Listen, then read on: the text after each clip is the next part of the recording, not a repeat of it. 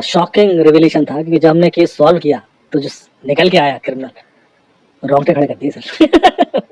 कहानी शुरू होती है ऐसे, मुझे कॉल आया दिल्ली के पास की सिटी में, नाम इसी लोगों की बच्चे का केस है, और वहाँ से कॉल आया और बोलते हैं कि DSP मैम का कि घर है, उसमें कोई भी जाता है उसका फोन हैक हो जाता है। ऐसे नहीं, कोई भी जाएगा उसके व्हाट्सएप से मैसेज आने लगेगा। अरे उसके व्हाट्सएप से मैसेज आएगा? बोले हाँ। और बोले उन्होंने पुलिस में कंप्लेन की, तो हमने कांस्टेबल भेजा घर में, चेक कर किया। जब कांस्टेबल घर से निकला तो कांस्टेबल के नंबर से व्हाट्सएप मैसेज आ गया, अच्छा पुलिस वाला बुला लिया, देखते हैं क्या कर पाता है। तो बोले हम पुलिस वाला नहीं भेज पा रहे हैं। मेरे नंबर से पता नहीं क्या मैसेज चला जाए। ये बात है 2021 की, केस पुराना है, क्योंकि ये तभी रेलेवेंट लगेगा क्योंकि टेक्नोलॉजी उसका चेंज हो गई ना। तो 2021 फरवरी में हम बैठे हुए, बात आई, मैंने कहा ठीक है फोन भेज दीजिए मैं चेक कर लेता हूँ। तो उन्होंने कुछ फोन भेज दिए, 4-5 फोन, हमने स्कैन किए, सारे क्लीन, कोई दिक्कत नहीं। मैंने मैडम फोन तो सारे क्लीन है। बोले नहीं नहीं। उसके बाद उसका फोन आ गया, उन्होंने प्रेशर पे आके विक्टिम को मेरा नंबर दे दिया, उसका फोन आया। बोले अमित जी बोले? हाँ। अरे सर अब तो हम घर में बात नहीं कर पा रहे हैं, डरे डरे घूम रहे हैं, किसी को फुसफुसा के बात करते हैं। मैंने क्यों, क्या हो गया? कह रहा उसको सब पता पड़ जाता है। हम फुसफुसा के बात करें वो भी सुन लेता, उसका मैसेज आ जाता है, तुरंत आता है। मैंने कहा जवाब दिया? तो हाँ बोले जवाब भी देता, बात करता। किस नंबर से? किस नंबर से? किसी के भी नंबर से आ जाता है। जिस नंबर से मेरे से बात हो रही वो फोन भी मेरे सामने पड़ा हुआ है, सामने पड़ा है जिससे आ रहा है, और एक फोन मेरे हाथ में, उससे मैसेज आता है और मैं जवाब दे रहा हूँ, जवाब आ रहा है। सब कुछ रिमोटली कंट्रोल कर रहा है, मतलब होता है घबराया हुआ।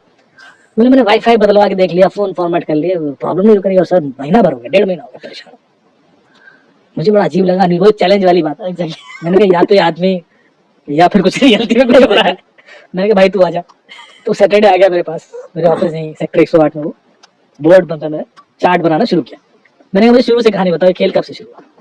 बोले खेल शुरू हुआ 21 जनवरी से, 21 जनवरी 2021 लिखा मैंने, याद रखना सारी डेट।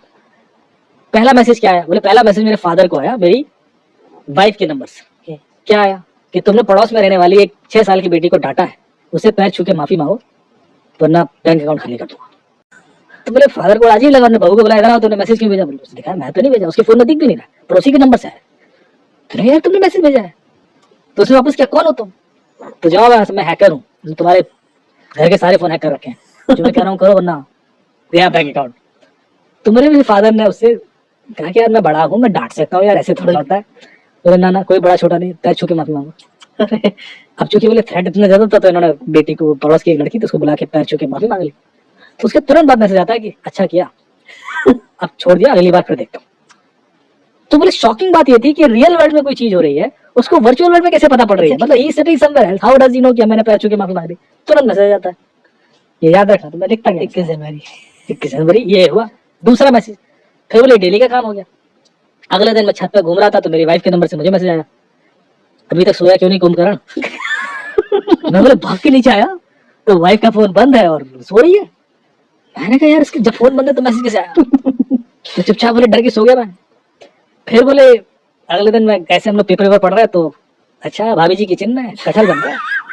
मैं भाग के गया किचन में। तो बोले वो वाकई उसको कैसे पता किया हो रहा? तो मैं, हम लोग घबराहट ऐसे हो गई।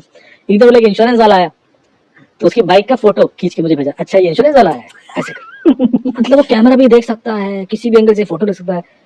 फिर बोले बात बढ़ गई, पंखा ऐसे चलता हुआ हमारे बेडरूम का रिकॉर्ड करके उसका वीडियो आ गया, घर के किसी से, मेरे नंबर से फादर में चला जाएगा, फादर के नंबर से वाइफ को आ जाएगा, वाइफ के नंबर से मुझे आ जाएगा, ऐसे कुछ भी हो रहा था।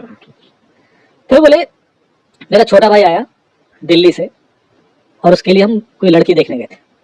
जब वापस लौटे तो आती साथ हमें मैसेज आ गया, मेरे भाई के नंबर से आया कि ये लड़की अच्छी है, इसको हाँ कर दो, जिसको तुम देख के आए हो, मैं इसका एक्स बॉयफ्रेंड बोला।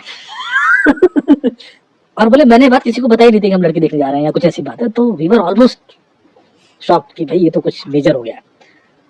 फिर बोले जब भाई हमारा दिल्ली वापस जा रहा था तो रास्ते में मैसेज आता है कि तुम्हारे फादर एक्सपायर कर गए।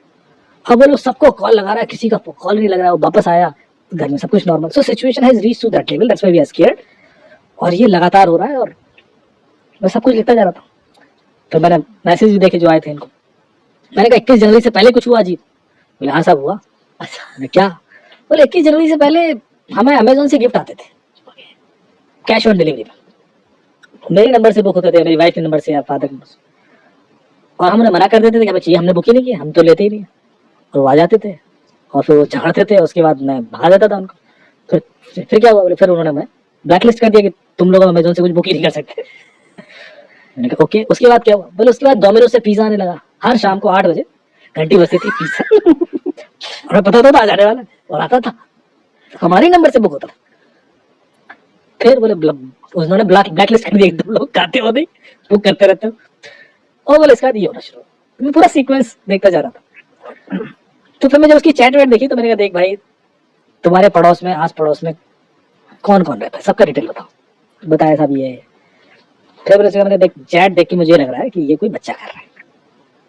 और गुस्सा हो गया, कह रहा अजीब आदमी हो सर, पूरा फोन कैसे कोई हैक कर सकता है, और इतने सारे, और व्हाट्सएप से कैसे मैसेज आ रहा है। मैंने कहा देखो क्योंकि जो मैसेज लिखे गए ना वो उसमें एक जगह ऐसे। अच्छा एक और कांड हुआ था। एक दिन मैसेज आया कि तुम्हारा बेटा वहां बैठा हुआ है आंगन में, उस पर मैंने स्नाइपर लगा रखा है तुम्हारे पास 30 सेकंड है, उसको बचा लो वरना गोली चलेगी और उड़ जाएगा सर। बोले भगदड़ मच गई घर में। मैं जुड़ा बैठा था और देखा तो आंगन में बैठा था, उसको अंदर लेके गया। तो बोले ऐसा होने लगा है। तो मेरा स्नाइपर गन पबजी में होता है, ऐसे करके मैं कनेक्ट करना। फिर उसने कई जगह स्पेलिंग मिस्टेक की हुई थी, हिंदी को इंग्लिश में लिखा गया था रोमन्स में। मैंने कहा ये कोई बच्चे कर रहा है, और 13-14 साल का बच्चा। कह रहा 13-14 साल का बच्चा पूरे मोहल्ले में नहीं है। तो मैंने कहा अच्छा। बोले सर आप ढूंढ नहीं पा रहे, हैकर जरा स्मार्ट है इसलिए आप खाने वाले तो बेइज्जती हो जाएगी मैंने फिर सारे फोन ऐसे रखे, अपनी टीम के बंदे को बुलाया। मैंने कहा सारे फोन की एप्लीकेशन लॉग निकालो, किस फोन में कितनी एप्लीकेशन, और उसकी टेबल बनाओ और मुझे निकाल के दो। तो उसे बना के दिया। फिर मैंने वो टेबल देखी कि सारे फोन में कोई एप्लीकेशन ऐसी है जो कॉमन हो। तो होती है common, WhatsApp common, Facebook common. देखता गया एक एप्लीकेशन देखी, parallel space. Okay, parallel space हर एक फोन में थी। तो मैंने कहा पैरेलल, अच्छा तब तक मुझे भी नहीं पता था पैरेलल स्पेस क्या होती है तो इसलिए इग्नोर किया जा रहा था। तो मैंने पैरेलल स्पेस देखी और देखा, मैंने अरे पैरेलल स्पेस क्या होता है? पैरेलल स्पेस आपके फोन के अंदर एक फोन बना देता है। So you have a phone, install parallel space, उसके अंदर जाओगे तो एक और WhatsApp इंस्टॉल कर सकते हो, and you can configure that WhatsApp on another number। अब हुआ क्या कि अक्टूबर 2020 से WhatsApp ने मल्टीपल डिवाइस का सपोर्ट शुरू कर दिया था, बीटा वर्जन दिया था। उससे पहले एक नंबर पे एक ही WhatsApp इंस्टेंस चलता था, लेकिन उस समय अक्टूबर 2021 में रिलीज किया कि अब एक नंबर 2 डिवाइस पे भी चल सकता है। तो वो हर एक फोन के अंदर 2 WhatsApp चल रहे थे। जो दूसरा WhatsApp पैरेलल स्पेस के अंदर चल रहा था वो घर के किसी दूसरे नंबर का था, लाइक दिस। तो बच्चे के हाथ में एक फोन होता था, और वो जो दूसरा WhatsApp पैरेलल स्पेस के अंदर है वो वाला फोन सामने होता था। उसके नंबर से किसी को मैसेज कर देता था तो लोग घबरा जाते थे, भेजने वाला फोन भी सामने है। तो जब मैंने देखा, मैंने कहा देखिए पैरेलल स्पेस आपके फोन में, आपको पता था?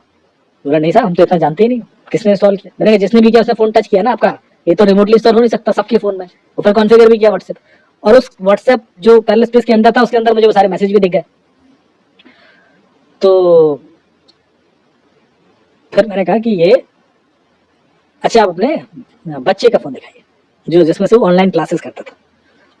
तो बच्चे का फोन देखा तो उस बच्चे के फोन में मुझे YouTube वीडियोस दिख गए, कुछ डाउनलोड किए थे उसने, how to hack WhatsApp, how to hack अच्छा मोबाइल फोन करके 12-13 वीडियोस थे। मेरे देखो तुम्हारा बेटा ये वीडियो देख रहा है, how to hack WhatsApp, how to hack mobile.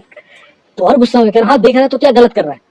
कह रहा घर में तबाही मची हुई है, सबके फोन हैक हो रहे हैं, वो ढूंढ रहा है कि कैसे हैक होते हैं ताकि हेल्प कर सके आपको इसमें क्या तकलीफ है?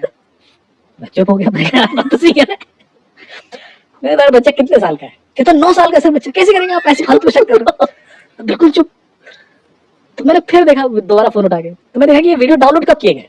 तो सारे के सारे वीडियो 21 जनवरी से पहले डाउनलोड किए गए थे। मैंने सर आपने बताया अभी कि आपको पहला मैसेज 21 जनवरी को आया, तो बच्चा 21 जनवरी से पहले क्यों देख रहा था वीडियो?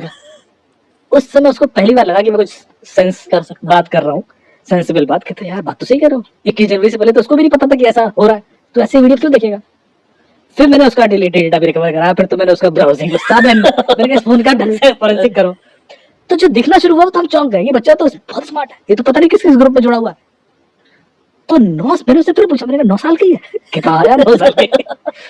एक जाटता तो गुस्से में एकदम से बोला उसकी टांगें तोड़ दूंगा, और 1.5 महीने से घर को परेशान कर रखा है, पूरे मोहल्ले में खबर चल गई है, जागरण में खबर लगा रहा है, कभी कुछ कर रहा है पुलिस वाले। तो होता क्या था सर कि फोन आपका यदि ऐसे पड़ा है और उस पर कोई OTP आता है तो कोई भी देख सकता है। बिल्कुल। तो यदि कोई ऐसे बगल में बच्चा खड़ा हो जाएगा तो आप उस पर शक भी नहीं करोगे, फोन उठा भी लिया। और आप कॉल यदि आ जाए ना तो कॉल तो आप लॉक फोन की भी पिक कर लेते हो। बिल्कुल। तो आजकल OTP कॉल पे भी आता है। तो ये जो रिस्क है लाइफ में, और ये जो वल्नरेबिलिटीज हैं जो मैंने पिछली बार बता रहा, 12 ऐसे तरीके हैं जिससे OTP चोरी होता है। 12 के 12 तरीके मुझे बच्चों ने बताए। ये PhD साइंटिस्ट नहीं बता सकते मुझे, इसलिए किताबों में नहीं है, इसलिए इसके प्रति यदि बता देते तो मैं भी नहीं नहीं जाता पता, system। हम लोग नहीं पता इतना बिल्कुल। तो जो साइबर सिक्योरिटी में पीएचडी कर रहे हैं या रिसर्च कर रहे हैं, क्वांटम सिक्योरिटी बना रहे हैं, और उनको थोड़ा पता कि ओटीपी चुराने का ये तरीका हो सकता है, वो तरफ उतना सोचते नहीं। बच्चे चूंकि लूपहोल्स निकालते रहते हैं सिस्टम में, and then they identify gaps कि यार ये तो जीमेल हैक हो जाएगा, ये तो फेसबुक हैक हो जाएगा। तो कुछ चीजें तभी समझ में आती हैं जब आप एक्सप्लोरिंग मोड में होते हो, बहुत ज्यादा पढ़ लेते हो, एजुकेटेड हो जाते हो, तो आप उधर थॉट जाता ही नहीं आपका, आप बेसिक्स इग्नोर करना शुरू कर देते हो। और इस वजह से जितने कॉम्प्लिकेटेड सिस्टम्स हैं हमारे, जैसे ट्विटर हैक हुआ, बच्चे ने किया था, 17 साल का बच्चा निमा फजेली, देखिए गूगल कीजिए मिल जाएगा। 17 साल के बच्चे ने ट्विटर हैक किया। ट्विटर का सिक्योरिटी बजट देशों के सिक्योरिटी बजट से ज्यादा है।